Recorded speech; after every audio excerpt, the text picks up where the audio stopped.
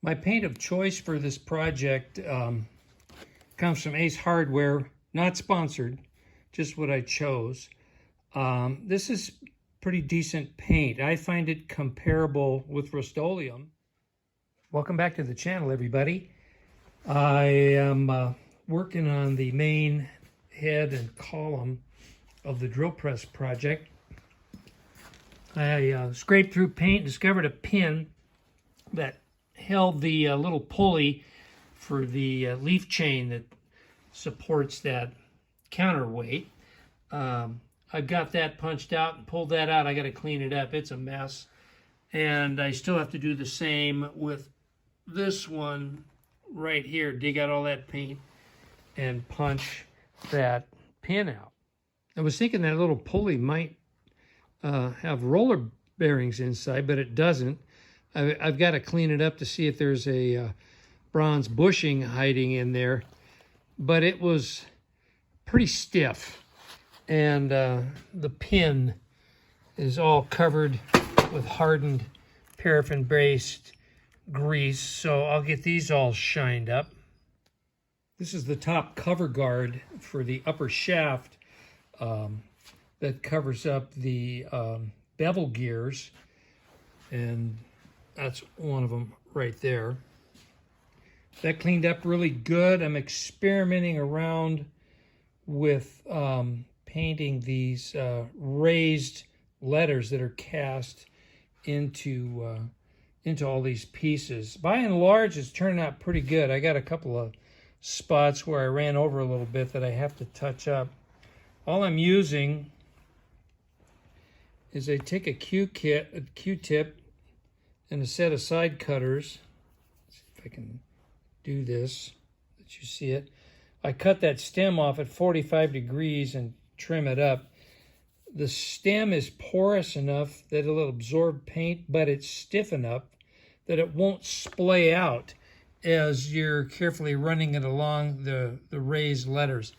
And it's turning out pretty good. The letter A's, I got a little too much paint on. I'll need to touch them up, but the rest of the letters are turning out really good. I've done that on the column base, hiding way over there. There was raised letters on that. And then the section that supports the quill as well. Yeah, it's working.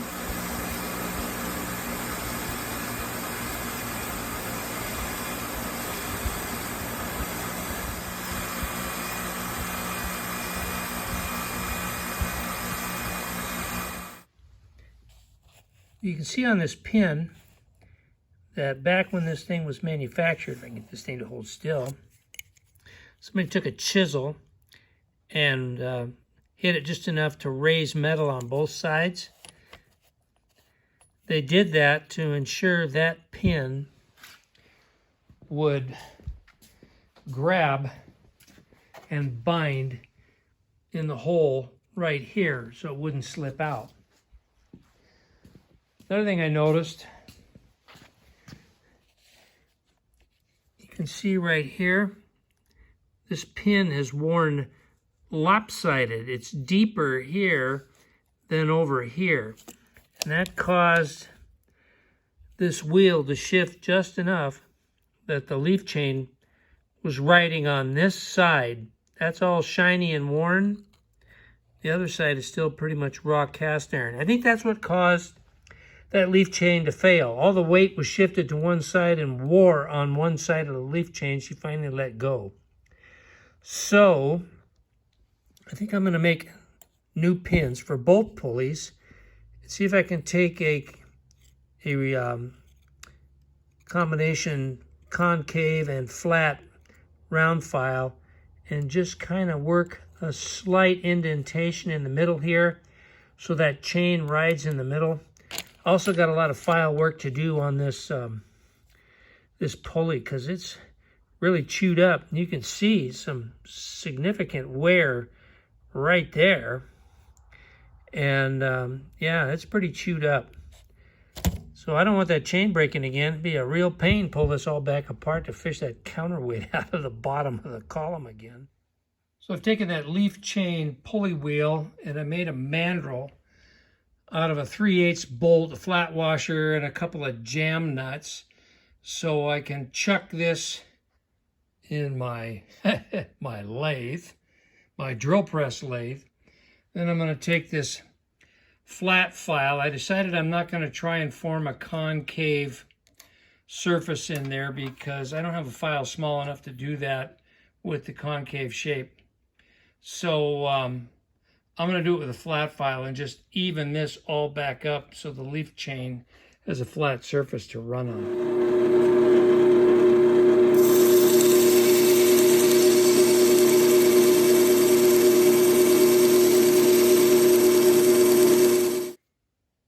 Well, my poor man's lathe and file worked just fine.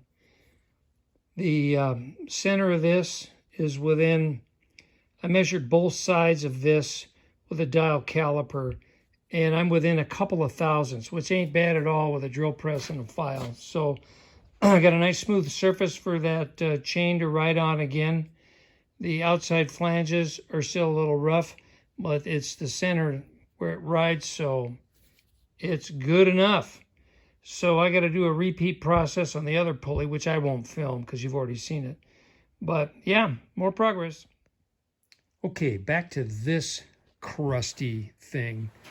I definitely got to blow out the inside with some compressed air. This was a working battery charger when it was given to me. Let's see. Focus. So we got plus on the left, negative on the right, and the top, which people normally would assume is ground, is actually the sensing circuit. So the here's where that plug cord enters the machine. So we've got red, that's hot. We've got black, which is negative, or the neutral, and then we got blue, which is the sensing circuit. But that comes around here. I think I can just disconnect it there. May have to disconnect it there also. So what I think I'm gonna do, since this thing, this cable is roached, I think what I'm gonna do is just remove it.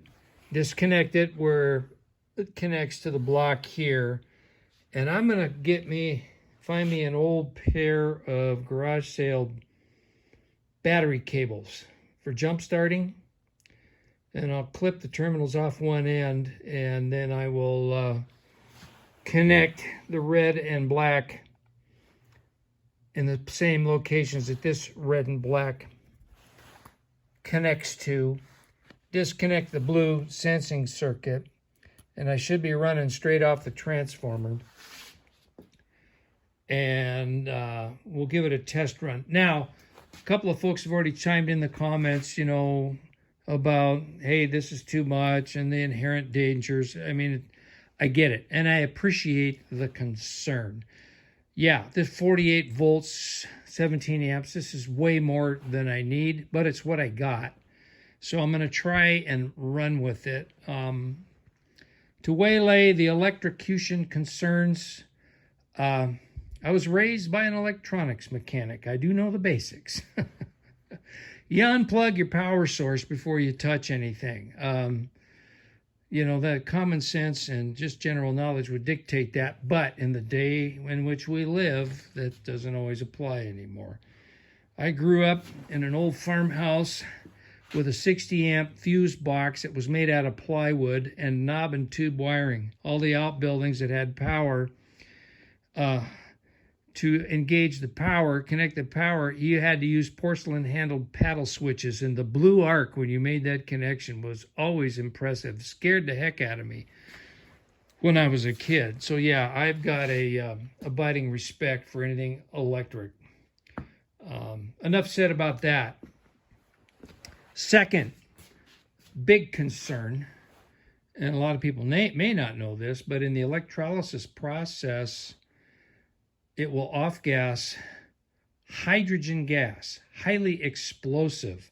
And with a unit with this much power, it's really going to bubble. So I'm going to have to mitigate the use of the washing soda, because the more washing soda you have, the more reaction you get. I'll explain that more when we actually start doing it.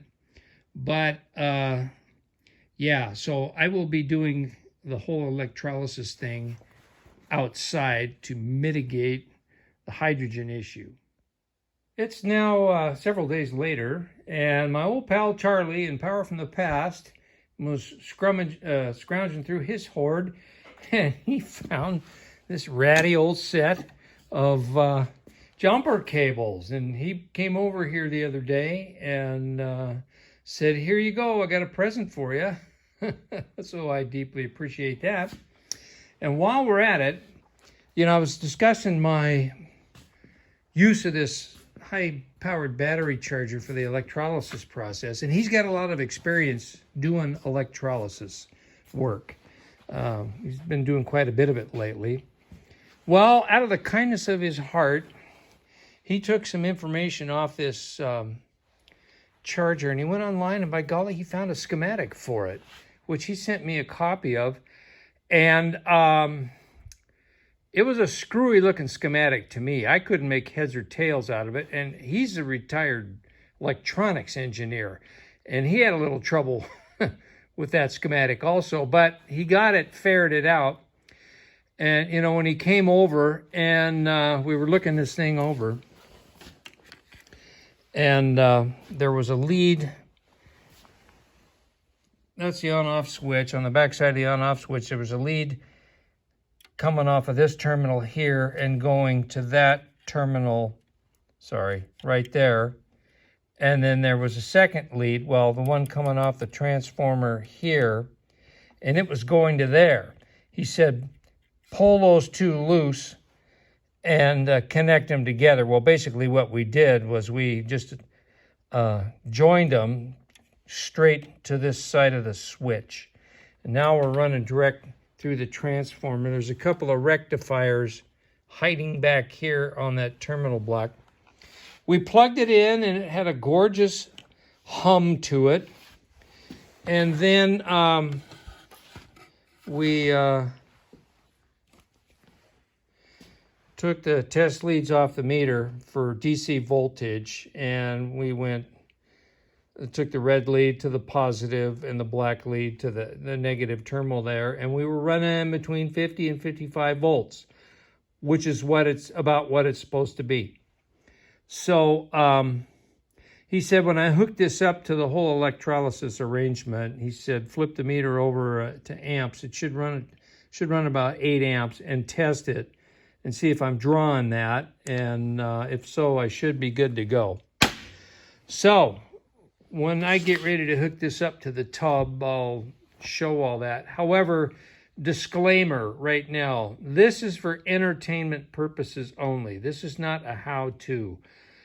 I strongly discourage anybody from modifying a battery charger or any other electrical apparatus. The risk of fatality is high. This is extremely dangerous. Don't recommend it.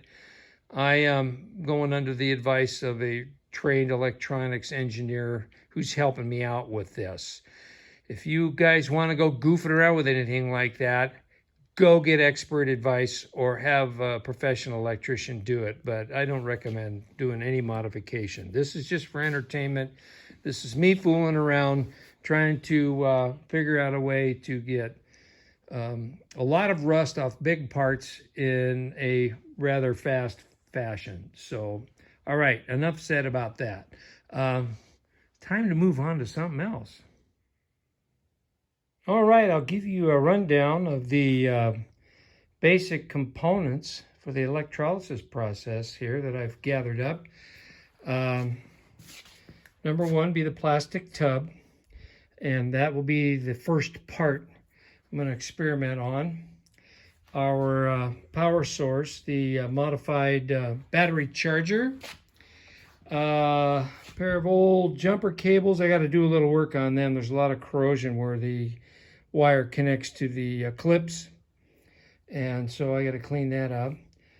Laundry washing soda mixed with water, and then plug in the electricity, and that creates the solution that moves rust from the part to our sacrificial anodes. I got a couple of stakes here. I'm going to clean them up on the wire wheel, get them cleaned up so they'll attract the rust from that. I'm going to drill a hole near the top so I can run wire through it as I get this wired up, and I'll explain that when we get to that part. We've got 4 ABS plastic spacers I cut 1 inch long to get the part up off the bottom of the tub to make sure the solution works all the way around the component. And then I've got some 12 gauge AWN wiring. Of course, now I'm not going to use all this. I'm just going to cut a couple of links off of this to make our connections with, this is rated at 600 volts. I believe 60 amps, which is more than adequate for what that thing's going to put out. So let me get the anodes cleaned up, holes drilled in them. Let me get these cleaned up, and then the next clip is going to be us mixing the washing soda solution with water, making sure everything's connected properly, which I'll explain, and then plugging it in. All right. All right, we are set up outside, and there's a slight breeze blowing, which is what we want. Because remember, I said earlier, this process will produce hydrogen gas bubbles. So we don't want it in a confined space, and we don't want it near any kind of an ignition source. So got our modified battery charger sitting here. Here's the basic setup. These are our electrodes. I got 2 of them spaced across from each other from the part to be clean. They're tied together with that chunk of 12 gauge wire, and they're wrapped to the steel electrodes there, and that's where the positive cable, battery cable from the charger attaches. You want to make sure these do not touch the part to be cleaned. Bad electrical things will happen. The part to be cleaned, I got it suspended off the bottom with those little ABS plastic pieces.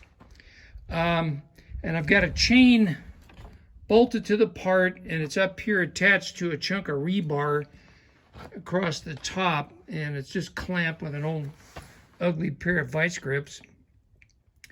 And that's where our negative battery charger lead attaches to. Remember, this is DC power.